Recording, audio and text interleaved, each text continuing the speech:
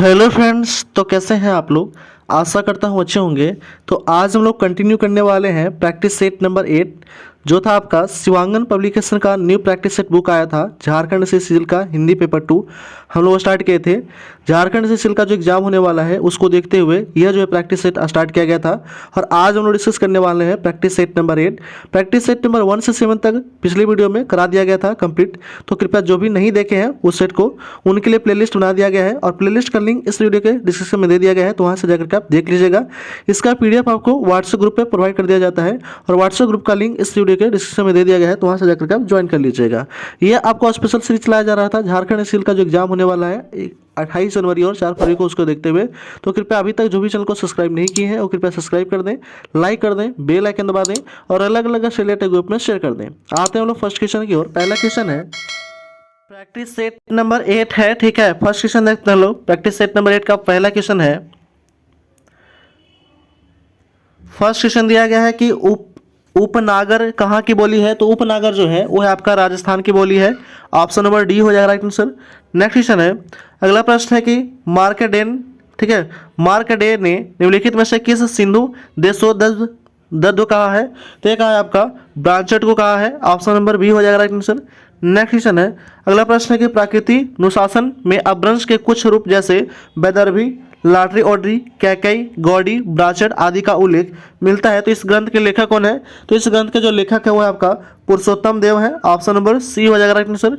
Next question है, अगला प्रश्न है कि अपभ्रंश के भेद पर प्रकाश डालने वाले आधुनिक विद्वानों में सर्वप्रथम कौन है। तो आधुनिक विद्वानों में सर्वप्रथम जो थे वो थे आपका याकोबी थे। ऑप्शन नंबर सी हो जाएगा राइट आंसर। नेक्स्ट क्वेश्चन है, अगला प्रश्न है कि पश्चिमी, उत्तरी और दक्षिणी नामक अपभ्रंश के 4 भेदों का उल्लेख किसमें मिलता है। तो 4 भेदों का उल्लेख किसने किया है। तो यह किया था आपका डॉक्टर याकोबी ने। ऑप्शन नंबर ए हो जाएगा राइट आंसर। नेक्स्ट क्वेश्चन है, अगला प्रश्न है कि हिस्टोरिकल ग्रामर ऑफ अपभ्रंश के लेखक कौन है। तो हिस्टोरिकल ग्रामर ऑफ अपभ्रंश के जो लेखक है वो है आपका doctor Tagare. Option number D हो जाएगा राइट आंसर। नेक्स्ट क्वेश्चन है, अगला प्रश्न है कि अपभ्रंश का स्वर्णकाल कौन सा है। तो अपभ्रंश का जो स्वर्णकाल है वो है 7वीं शताब्दी से 11वीं शताब्दी। ऑप्शन नंबर बी हो जाएगा राइट आंसर। नेक्स्ट क्वेश्चन है, अगला प्रश्न है कि स्वभूमि में अपने रामायण में अपभ्रंश के लिए किस शब्द का प्रयोग हुआ है। तो स्वभूमि में अपने रामायण अपभ्रंश के लिए जो प्रयोग हुआ है शब्द वो है आपका अवहत्य है। ऑप्शन नंबर डी हो जाएगा राइट आंसर। नेक्स्ट क्वेश्चन है, अगला प्रश्न है कि 1854 में समाचार सुधावर्षन नाम का दैनिक पत्र कहाँ से प्रकाशित हुआ था। तो यह प्रकाशित हुआ था आपका, तो ये प्रकाशित हुआ था कलकत्ता से प्रकाशित हुआ था। ऑप्शन नंबर डी हो जाएगा राइट आंसर। नेक्स्ट क्वेश्चन है, अगला प्रश्न है कि निम्नलिखित में से किसने उर्दू मुसलमानों की भाषा कहा है। तो उर्दू जो है मुसलमानों की भाषा कहा था किसने, नवीन चंद्र राय ने। ऑप्शन नंबर ए हो जाएगा राइट आंसर। नेक्स्ट क्वेश्चन है, अगला प्रश्न है कि निम्नलिखित में से पंक्ति किसके द्वारा रचित है। कठिन सिपाही द्रोह अनल जा गलबल नासी, बिनु भर सिर न हिलाए शकत कहू भारतवासी। यह किसकी रचना है। तो यह रचना भारतेंदु ठीक है, भारतेंदु हरिचंद्र की रचना है। ऑप्शन नंबर ए हो जाएगा राइट आंसर। नेक्स्ट क्वेश्चन है, अगला प्रश्न है कि भारतेंदु के संबंध में कौन सा कथन सही है, यह बताना है। तो सभी कथन क्या है, तो सही है, उपरोक्त सभी है। यह है देशभक्त के साहित्य के मूल स्वर है। इन्होंने पाया कि भारतीयों की दुर्दशा का मूल्य कारण जो है आर्थिक शोषण और धन का दोहन है, ठीक है। समाज सुधार भारतेंदु की रचना का अहम केंद्र है। यह सभी क्या है, तो सभी सही है। नेक्स्ट क्वेश्चन है, अगला प्रश्न है कि हिंदी साहित्य में आधुनिकता का प्रवर्तक साहित्यकार किसे माना जाता है। तो यह माना जाता है किसको। तो यह माना जाता है आपका भारतेंदु हरिचंद्र को माना जाता है। ऑप्शन नंबर ए हो जाएगा राइट आंसर। नेक्स्ट क्वेश्चन है, अगला प्रश्न है कि यह किसने कहा कि भारतेंदु युग का साहित्यिक व्यापक स्तर का गदर से प्रभावित है। तो यह प्रभावित है किसने कहा था, यह रामविलास शर्मा ने कहा था। ऑप्शन नंबर ए हो जाएगा राइट आंसर। नेक्स्ट क्वेश्चन है, अगला प्रश्न है कि निम्नलिखित में से कौन सा कथन सत्य है, ये बताना है, ठीक है। तो सभी कथन क्या है। तो पहला कथन है कि हिंदी में एकांकी लेखन का आरंभ भारतेंदु युग में होता है। तो ये सही है पहला। दूसरा कथन दिया गया है वो है कि भारतेंदु हरिश्चंद्र की रचनाओं में देश प्रेम और त्याग की भावनाओं का अभिव्यक्ति है। ये भी सही है। तीसरा है कि द्विवेदी जी का उत्थान और हिंदी के साहित्य का निर्माण करना था। ये भी सही है। ऑप्शन नंबर डी हो जाएगा राइट आंसर। उपयुक्त सभी कथन क्या है, तो सही है। नेक्स्ट क्वेश्चन है, फोर्ट विलियम कॉलेज की स्थापना कब होता है। तो फोर्ट विलियम कॉलेज की स्थापना होता है 1800 ईस्वी में। ऑप्शन नंबर ए हो जाएगा राइट आंसर। नेक्स्ट क्वेश्चन है, अगला प्रश्न है कि संविधान के अनुच्छेद 348 के अनुसार उच्चतम न्यायालय तथा प्रत्येक उच्च न्यायालय में सभी कार्यवाही होगी किसमें। तो अंग्रेजी में होगा, ठीक है। किसमें होगा, अंग्रेजी में होगा। किस अनुच्छेद के तहत, तो अनुच्छेद 348 के तहत। ये भी ध्यान रखिएगा, मोस्ट इंपोर्टेंट क्वेश्चन है ये, ठीक है। नेक्स्ट क्वेश्चन है, अगला प्रश्न है कि संविधान के राज्य भाषागत अनुच्छेद में प्रथम संशोधन जोड़े गए थे कब? यह जोड़ा गया था, प्रथम संशोधन जोड़ा गया था अनुच्छेद 350 के साथ, 300 क ख ये सब जोड़ा गया था। ऑप्शन नंबर बी हो जाएगा राइट आंसर। नेक्स्ट क्वेश्चन है, अगला प्रश्न है कि भाषा संबंधी विधियों के अधिनियमित करने के लिए विशेष प्रक्रिया का उल्लेख किसमें है? तो विशेष प्रक्रिया का उल्लेख अनुच्छेद 348 में। ऑप्शन नंबर ए हो जाएगा राइट आंसर।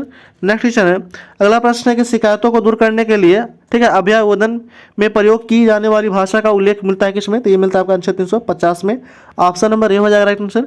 नेक्स्ट क्वेश्चन है, अगला प्रश्न है कि संविधान के अनुच्छेद 350 के क में निम्नलिखित में से किसका उल्लेख हुआ है? तो इसका उल्लेख हुआ है आपका प्राथमिक स्तर मातृभाषा शिक्षा और सुविधाओं का। ऑप्शन नंबर सी हो जाएगा राइट आंसर। नेक्स्ट क्वेश्चन है, अगला प्रश्न दिया गया कि भाषाई अल्पसंख्यक वर्गों के लिए विशेष अधिकारी की राष्ट्रपति द्वारा नियुक्ति का उल्लेख संविधान के किस अनुच्छेद में हुआ है? तो यह हुआ आपका अनुच्छेद 350 में हुआ है। नेक्स्ट क्वेश्चन है, अगला प्रश्न है कि राष्ट्रपति द्वारा नियुक्ति विशेष अधिकारी का कर्तव्य क्या है? इसका जो कर्तव्य है वो है आपका भाषाई अल्पसंख्यक के लिए उपबंधित रक्षपाओं से संबंधित तथा सभी विषयों का उल्लेख करना। ऑप्शन नंबर ए हो जाएगा राइट आंसर। नेक्स्ट क्वेश्चन है, अष्टम अनुसूची में सिंधी भाषा को सम्मिलित करने के लिए 1969 में कुल भाषाओं की संख्या कितना हो गया था? तो अष्टम अनुसूची में जो सिंधी भाषा को सम्मिलित कर लेने पर 1969 में कुल भाषाओं की संख्या हो गया था 15। ऑप्शन नंबर सी हो जाएगा राइट आंसर। पहले 14 था वर्तमान में, ठीक है, सॉरी उस टाइम जो था 14 था और अभी जो है वो शामिल करने के बाद 15 हो जाता है। नेक्स्ट क्वेश्चन है, अगला प्रश्न है कि हिंदी अधिकारी के कार्यों में सम्मिलित है कौन सा? तो हिंदी अधिकारी के कार्यों में सम्मिलित है दिन कार्यों में और टिप्पणी आदि अनुवादों में। ऑप्शन नंबर सी हो जाएगा राइट आंसर, ए और बी दोनों। नेक्स्ट क्वेश्चन है, अगला प्रश्न है कि अस्थायी प्रकृति नियमावली तथा मैनुअल आदि का अनुवाद कौन करता है? तो इसका अनुवाद करता है आपका उपयुक्त सभी करता है, केंद्रीय अनुवाद ब्यूरो, शिक्षा मंत्रालय और विधि मंत्रालय, ये सभी करते हैं। नेक्स्ट क्वेश्चन है, अगला प्रश्न है कि लीला हिंदी प्रबोध सॉफ्टवेयर का द्वारा कंप्यूटर पर सीख सकते हैं क्या सीख सकते हैं? तो ये सीख सकते हैं अंग्रेजी जानने वाले कर्मचारी का प्रबंध जो है वो हिंदी सीख सकते हैं। ऑप्शन नंबर डी हो जाएगा राइट आंसर। नेक्स्ट क्वेश्चन है, अगला प्रश्न दिया गया है कि द्वित्व व्यंजन के प्रयोग मिलते हैं किसमें? तो द्वित्व व्यंजन का प्रयोग मिलता है हरियाणवी में। ऑप्शन नंबर सी हो जाएगा राइट आंसर। नेक्स्ट क्वेश्चन है, अगला प्रश्न है कि निम्नलिखित में से किसने आईआईटी के सहयोग से कंप्यूटर द्वारा हिंदी शिक्षण योजना आरंभ किया है? तो यह आरंभ किया दक्षिण भारत हिंदी प्रचार सभा मद्रास ने। ऑप्शन नंबर ए हो जाएगा राइट आंसर। नेक्स्ट क्वेश्चन है, अगला प्रश्न है कि हिंदी भाषा के माध्यम से डिप्लोमा ऑफर कंप्यूटर एप्लीकेशन और मास्टर कंप्यूटर एप्लीकेशन जैसे पाठ्यक्रम चलाने वाली संस्था कौन सी है? तो संस्था आपका दक्षिण भारत हिंदी प्रचार। ऑप्शन नंबर बी हो जाएगा राइट आंसर। नेक्स्ट क्वेश्चन है, अगला प्रश्न है कि ठीक है बांगरू को खड़ी बोली की ही एक उपबोली किसने माना है? तो यह माना है आपका डॉक्टर धीरेन्द्र वर्मा ने माना है। ऑप्शन नंबर ए हो जाएगा राइट आंसर। नेक्स्ट क्वेश्चन है, का बोली का नामकरण किस गांव के आधार पर हुआ है? तो यह आधार पर हुआ आपका कांष्ठा गांव के आधार पर हुआ है। ऑप्शन नंबर सी हो जाएगा राइट आंसर। नेक्स्ट क्वेश्चन है, निम्नलिखित में से किस बोली का साहित्यक रूप नहीं है? तो साहित्यक रूप नहीं है किस बोली का? हरियाणवी बोली का साहित्यक रूप नहीं है। नेक्स्ट क्वेश्चन है, ब्रज और कनौजी की सहोदरा कौन सी है? तो ब्रज और कनौजी की जो सहोदरा है वो आपका बुंदेली है। ऑप्शन नंबर सी हो जाएगा राइट आंसर। नेक्स्ट क्वेश्चन है, अगला प्रश्न है कि हमीरपुर चरखारी तथा जलौना में बोली जाती है कौन सी भाषा? तो यह बोला जाता है आपका लोन्हाती भाषा बोली जाती है। ऑप्शन नंबर ए हो जाएगा राइट आंसर। नेक्स्ट क्वेश्चन है, अगला प्रश्न है कि बनाफरी बोली व्याहत होती है किससे? तो यह होता है आपका हमीरपुर के कुछ भाग में होती है। ऑप्शन नंबर सी हो जाएगा राइट आंसर। नेक्स्ट क्वेश्चन है, अगला प्रश्न है कि निम्नलिखित में से कौन दक्षिण की मिश्रित बोलियों में सम्मिलित नहीं है? तो दक्षिण की मिश्रित बोलियों में सम्मिलित नहीं है आपका पवारी नहीं सम्मिलित है। ऑप्शन नंबर ए हो जाएगा राइट आंसर। नेक्स्ट क्वेश्चन है, अगला प्रश्न है कि निम्नलिखित में से किसान साहित्य दाकिनी बोली में नहीं है? ठीक है, किसका साहित्य जो है दाकिनी बोली में नहीं है? तो वह आपका रजखान का नहीं है। ऑप्शन नंबर डी हो जाएगा राइट आंसर। नेक्स्ट क्वेश्चन है, अगला प्रश्न है कि निम्नलिखित में से कौन सी बोली दक्षिणी बोली के सर्वाधिक निकट है? तो दक्षिणी बोली के सर्वाधिक निकट है कौन सा? वो है कौरवी है। ऑप्शन नंबर डी हो जाएगा राइट आंसर। नेक्स्ट क्वेश्चन है, अगला प्रश्न है कि दाकिनी के संदर्भ में कौन सा कथन सही है ये बताना है, दिया गया है। तो यह हो जाएगा आपका दाकिनी गद्य अधिकतर सूफी और इस्लामी संतों के द्वारा लिखा गया है, तो यह सही है। ऑप्शन नंबर बी हो जाएगा राइट आंसर। नेक्स्ट क्वेश्चन है, मुल्ला वजीकृत सबरस में है क्या? तो मुल्ला वजीकृत सबरस में है ललित गद्य। ऑप्शन नंबर सी हो जाएगा राइट आंसर। नेक्स्ट क्वेश्चन है, अगला प्रश्न है कि लरिका से चलो गाओ वाक्य में किस बोली का है? तो लरिका ने चलो गाओ वाक्य में बोली जो है वो कौन सा है? तो वह आपका कनौजी बोली है। ऑप्शन नंबर ए हो जाएगा राइट आंसर। नेक्स्ट क्वेश्चन है, अगला प्रश्न है कि या तथा या प्रत्ययों का प्रयोग मिलता है किसमें? तो कनौजी में मिलता है। या तथा या कनौजी में मिलता है। नेक्स्ट क्वेश्चन है, अगला प्रश्न है कि निम्नलिखित में से कौन सा लक्षण अवधि का नहीं है? तो अवधि का लक्षण नहीं है कौन सा? तो वह आपका न के स्थान पे न का प्रयोग, यह अवधि का लक्षण नहीं है। नेक्स्ट क्वेश्चन है, अगला प्रश्न है कि निम्नलिखित में से कौन सा कथन सही है, ये बताना है। तो ये आपका उपयुक्त सभी कथन। पहला कथन है कि जिप्सी झारखंड में छिटपुट बोली जाने वाली भाषा है, तो ये सही है। दूसरा है कि जिप्सी नट तथा नट मलाट और गुलगुलिया जातियों द्वारा बोली जाती है, तो ये भी सही है। तीसरा है कि बांग्ला झारखंड राज्य की तीसरी सर्वाधिक बोली जाने वाली भाषा है, तो ये भी सही है। ऑप्शन नंबर डी हो जा रहा है आंसर। उपयुक्त सभी कथन क्या है, तो सही है। नेक्स्ट क्वेश्चन है, अगला प्रश्न है कि देश में जनजातीय भाषाओं के उत्थान के लिए निम्न में से कौन सा कदम उठाए जा सकते हैं। तो उठाया जा सकता है कौन सा कदम, तो ये आपका तो उठाए जा सकते हैं उपयुक्त सभी कदम उठाए जा सकते हैं। पहला है कि जनजातीय भाषाओं के उत्थान के लिए शोध संस्थान का स्थापना किया जाना चाहिए, तो यह सही है। दूसरा है कि सोशल साइटों पर भाषा का प्रचार करके, ये भी सही है। तीसरा है कि स्कूली शिक्षा के पाठ्यक्रम में जनजातीय भाषा को शामिल किया जाना चाहिए, ये भी सही है। उपयुक्त सभी क्या है, तो सही है। नेक्स्ट क्वेश्चन है, अगला प्रश्न है कि निम्न में से सही कथन चुनना है, कौन सा सही है। तो ये आपका अंगिका प्राचीन मैथिली का वर्तमान समझी जाने वाली भाषा है, तो ये पहला कथन बिल्कुल सही है। नेक्स्ट क्वेश्चन दिया गया है, अगला प्रश्न है वो है कि ओलचिकी लेखक के जनक कौन है। तो ओलचिकी लेखक के जनक है इनमें से कोई नहीं, ऑप्शन नंबर डी हो जाएगा राइट आंसर। नेक्स्ट क्वेश्चन है, निम्नलिखित कथनों में से कौन सा सही है, ये बताना है। तो ये हो जाएगा आपका ऑप्शन नंबर सी हो जाएगा राइट आंसर। ए और बी दोनों सही है। भाषा के आधार पर झारखंड की भाषाओं का बोलियों का 3 वर्ग में बांटा गया, तो ये सही है। दूसरा है कि संथाली भाषा को होड़ रोड भी कहा जाता है, ठीक है, संथाली भाषा को होड़ रोड भी कहा जाता है, ये भी सही है। ऑप्शन नंबर सी हो जाएगा राइट आंसर, ए और बी दोनों। नेक्स्ट क्वेश्चन है, अगला प्रश्न है कि निम्नलिखित में से सही कथन को चुनना है, कौन सा सही हो जाएगा। तो झारखंड की क्षेत्रीय भाषाओं के संदर्भ में सबसे अधिक साहित्य कुडुख में मिलता है, तो ये सही है। पहला कथन बिल्कुल सही है। नेक्स्ट क्वेश्चन है, अगला प्रश्न है कि छंद विचार के रचयिता कौन है। तो छंद विचार के रचयिता है वो आपका चिंतामणि है, छंद विचार के रचयिता। नेक्स्ट क्वेश्चन है, अगला प्रश्न दिया गया है कि ललितल लाम के रचयिता कौन है। तो इसका रचयिता है आपका मतीराम है, ऑप्शन नंबर ए हो जाएगा राइट आंसर। नेक्स्ट क्वेश्चन है, अगला प्रश्न है कि आचार्य रामचंद्र शुक्ल आदिकाल का समय क्या मानते हैं। तो आदिकाल का समय मानते हैं 1050 से 1375, ठीक है। आदिकाल का समय कितना मानते हैं, तो 1050 से 1375, ऑप्शन नंबर ए हो जाएगा राइट आंसर। नेक्स्ट क्वेश्चन है, अगला प्रश्न है कि भाषा काव्य संग्रह के लेखक कौन है। तो भाषा काव्य संग्रह के लेखक है महेश दत्त शुक्ल, ऑप्शन नंबर बी हो जाएगा राइट आंसर। नेक्स्ट क्वेश्चन है, अगला प्रश्न है कि ग्रियर्सन ने आदि कवि को क्या कहा। तो आदि कवि को कहा था, क्या कहा था, तो वो कहा था आपका चरण काल कहा था, ऑप्शन नंबर सी हो जाएगा राइट आंसर, चरण काल। नेक्स्ट क्वेश्चन है, अगला प्रश्न है कि आदिकाल को आरंभिक काल किसने कहा था। तो आदिकाल को आरंभिक काल कहा था मिश्र बंधु ने कहा था, ऑप्शन नंबर डी हो जाएगा राइट आंसर। नेक्स्ट क्वेश्चन है, अगला प्रश्न है कि आदिकाल को बाल्यावस्था का काल किसने कहा था। तो बाल्यावस्था का काल कहा था राम शुक्ल, ठीक है, रामशंकर शुक्ल रसाल ने, ऑप्शन नंबर बी हो जाएगा राइट आंसर। नेक्स्ट क्वेश्चन है, अगला प्रश्न है कि आदिकाल को वीरगाथा काल किसने कहा था। तो आदिकाल को वीरगाथा काल कहा था रामचंद्र शुक्ल ने, ऑप्शन नंबर बी हो जाएगा राइट आंसर। नेक्स्ट क्वेश्चन है, अगला प्रश्न दिया गया है वो है आपका कि राहुल संस्कृत्यान ने आदिकाल को क्या कहा। तो आदिकाल को कहा था सीधा सामंत काल, ऑप्शन नंबर डी हो जाएगा राइट आंसर। नेक्स्ट क्वेश्चन है, खड़ी बोली हिंदी का प्रथम कवि कौन माना जाता है। तो खड़ी बोली हिंदी का प्रथम कवि माना जाता है अमीर खुसरो को, ऑप्शन नंबर बी हो जाएगा राइट आंसर।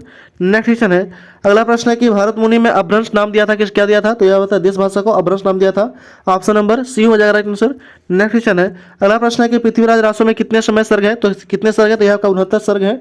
और खंड की बात करेंगे तो खंड है 68, ये भी ध्यान रखिएगा। नेक्स्ट क्वेश्चन है, अगला प्रश्न है कि आदिकाल के किस कवि को खड़ी बोली की रचना किया था। तो आदिकाल के किस कवि ने खड़ी बोली की रचना किया था, वो क्या था आपका अमीर खुसरो ने किया था, ऑप्शन नंबर ए हो जाएगा राइट आंसर। नेक्स्ट क्वेश्चन है, अगला प्रश्न है कि प्रत्येक देश का साहित्यक वही जनता की चित्रवृत्त का संचित प्रतिबिंब होता है, यह कथन किसका है। तो यह जो कथन है वो आपका रामचंद्र शुक्ल का कथन है, ऑप्शन नंबर बी हो जाएगा राइट आंसर। नेक्स्ट क्वेश्चन है, अगला प्रश्न है कि आदिकाल रासो साहित्य की प्रमुख प्रवृत्तियों से संबंधित तक कौन सा कथन सही नहीं है। तो है आपका इस साहित्य में राष्ट्र प्रेम का सुंदर चित्रण किया जाता है, यह सही नहीं है, ऑप्शन नंबर ए हो जाएगा राइट आंसर, बाकी सभी सही है। नेक्स्ट क्वेश्चन है, अगला प्रश्न है कि सूरदास ने अपनी रचनाओं में किस भावना का चित्रण किया है। तो यह चित्रण क्या आपका उपयुक्त छवि, वात्सल्य, श्रृंगार और प्रेम, ये तीनों जो है वो भावना का रचना चित्रण किया है, ऑप्शन नंबर डी हो जाएगा राइट आंसर, उपयुक्त छवि। नेक्स्ट क्वेश्चन है, किस विकल्प में असंगत विलोम शब्द है। तो असंगत विलोम शब्द किसमें है, तो है अमर उजर में असंगत विलोम शब्द है। नेक्स्ट क्वेश्चन है, प्रेम की पीर भक्ति का काल किस धारा के कवियों को कहा जाता है। तो यह कहा जाता है आपका प्रेम मार्गी के कवियों को कहा जाता है, ऑप्शन नंबर सी हो जाएगा राइट आंसर। नेक्स्ट क्वेश्चन है, श्रद्धा और प्रेम के योग को किसने भक्ति नाम दिया था। श्रद्धा और प्रेम के योग को किसने भक्ति नाम दिया था। तो ये दिया था आपका रामचंद्र शुक्ल ने भक्ति नाम दिया था, ऑप्शन नंबर बी हो जाएगा राइट आंसर। नेक्स्ट क्वेश्चन है, भक्ति का विकास अचानक बिजली के चमक के समान हुआ है, यह कथन किसका है। तो भक्ति का जो विकास है अचानक बिजली के चमक के समान हुआ है, यह कथन किसका। तो यह कथन है आपका ग्रियर्सन का, ऑप्शन नंबर सी हो जाएगा राइट आंसर। नेक्स्ट क्वेश्चन है, अगला प्रश्न है कि समूचे भारतीय इतिहास में आने अपने ढंग का अकेला साहित्य है, इसी नाम का भक्ति साहित्य है, यह एक नई दुनिया है, यह कथन किसका है? तो यह कथन जो है वो हजारी प्रसाद द्विवेदी का कथन है। ऑप्शन नंबर बी हो जाएगा राइट आंसर। नेक्स्ट क्वेश्चन है, मैं जो देकर कहना चाहता हूँ कि यदि इस्लाम न भी आया तो साहित्य का 12 आना, ठीक है, 12 आना विकास वैसा ही होता जैसा कि आज है। पंक्ति यह किस प्रकार की रचना है? तो यह जो रचना है वो किनका है? तो यह हजारी प्रसाद द्विवेदी की है। ऑप्शन नंबर ए हो जाएगा राइट आंसर। नेक्स्ट क्वेश्चन है, अगला प्रश्न है कि किसकी भाषा को अवधी का आराधना कहा जाता है? तो यह कहा जाता है आपका जायसी की भाषा को अवधी का आराधना कहा जाता है। ऑप्शन नंबर ए हो जाएगा राइट आंसर। नेक्स्ट क्वेश्चन है, अगला प्रश्न है कि मनोवैज्ञानिक तथ्य के अनुसार हार की मनोवृत्ति में दो बातें संभव है, या तो अपनी आध्यात्मिक श्रेष्ठता दिखाना या भोग विलास में पकड़कर हार को भूल जाना। पंक्ति किसकी है? तो यह जो पंक्ति है आपका गुलाब राय की पंक्ति है। ऑप्शन नंबर डी हो जाएगा राइट आंसर। नेक्स्ट क्वेश्चन है, अगला प्रश्न है कि कबीर को वाणी का डिटेक्टर किसे कहा जाता है? तो कबीर के वाणी का जो डिटेक्टर कहा जाता है वो कहा जाता है आपका हजारी प्रसाद द्विवेदी को कहा जाता है। ऑप्शन नंबर सी हो जाएगा राइट आंसर। नेक्स्ट क्वेश्चन है, अगला प्रश्न है कि दशरथ शतु तिहु लोक बखान राम नाम का मरम है आना। पंक्ति किसकी है? तो यह जो पंक्ति है वो आपका कबीरदास का पंक्ति है। ऑप्शन नंबर डी हो जाएगा राइट आंसर। नेक्स्ट क्वेश्चन है, अगला प्रश्न है कि कवि नागार्जुन का मूल नाम क्या है? तो कवि नागार्जुन का मूल नाम है बैद्यनाथ, जो है बैद्यनाथ मित्र है, ठीक है, बैद्यनाथ मिश्र नाम है। ऑप्शन नंबर सी हो जाएगा राइट आंसर। नेक्स्ट क्वेश्चन है, कवि नागार्जुन को दूसरे किस नाम से जाना जाता है? तो कवि नागार्जुन को दूसरे जो है आधुनिक युग का कबीर कहा जाता है। ऑप्शन नंबर ए हो जाएगा राइट आंसर। नेक्स्ट क्वेश्चन है, अगला प्रश्न है कि प वर्ग का उच्चारण किससे होता है? तो प वर्ग का उच्चारण होता है आपका ओट से होता है, प वर्ग का उच्चारण। ऑप्शन नंबर सी हो जाएगा राइट आंसर। नेक्स्ट क्वेश्चन है, च वर्ग का उच्चारण का स्थान क्या है? तो च वर्ग का उच्चारण का स्थान है तालु। ऑप्शन नंबर ए हो जाएगा राइट आंसर। नेक्स्ट क्वेश्चन है, अगला प्रश्न है कि छत्र त्र और ज्ञ में ये तीनों में कौन सा व्यंजन है? तो ये तीनों में जो व्यंजन है वो आपका संयुक्त व्यंजन है। ऑप्शन नंबर ए हो जाएगा राइट आंसर। नेक्स्ट क्वेश्चन है, अगला प्रश्न है कि पुस्तक कौन सा शब्द है? तो पुस्तक जो शब्द है वो तत्सम शब्द है। ऑप्शन नंबर बी हो जाएगा राइट आंसर। नेक्स्ट क्वेश्चन है, अगला प्रश्न है कि आप कौन सा सर्वनाम है? तो आप जो है वो सर्वनाम का निश्चयवाचक सर्वनाम है। ऑप्शन नंबर ए हो जाएगा राइट आंसर।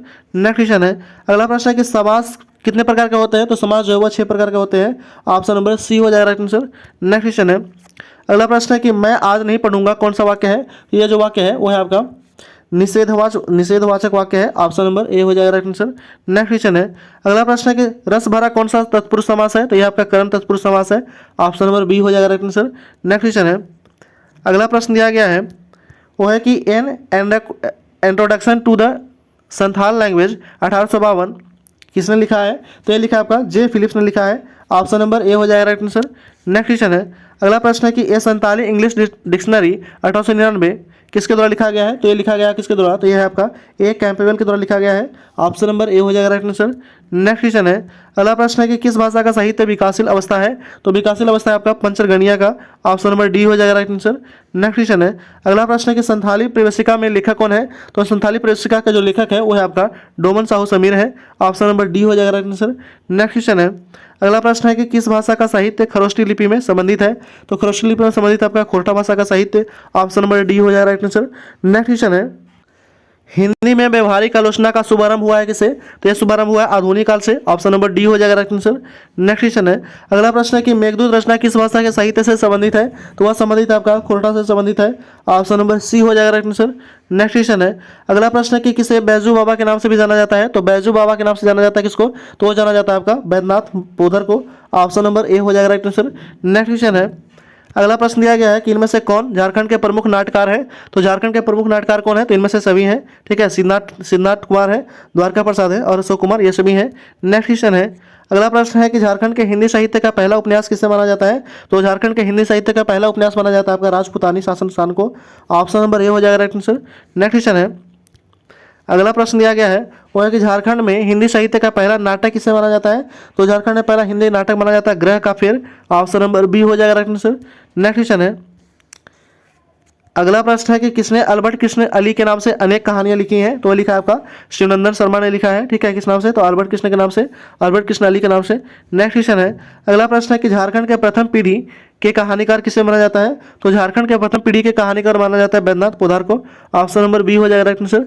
नेक्स्ट क्वेश्चन है, और इस वीडियो का लास्ट क्वेश्चन है, यह 100 नंबर क्वेश्चन दिया गया है कि, ठीक है, यहाँ पे दिया गया है वो है कि झारखंड के द्वितीय पीढ़ी के कहानीकार किसे माना जाता है? तो झारखंड के द्वितीय जो है पीढ़ी के कहानीकार माना जाता है आपका राधा कृष्ण को।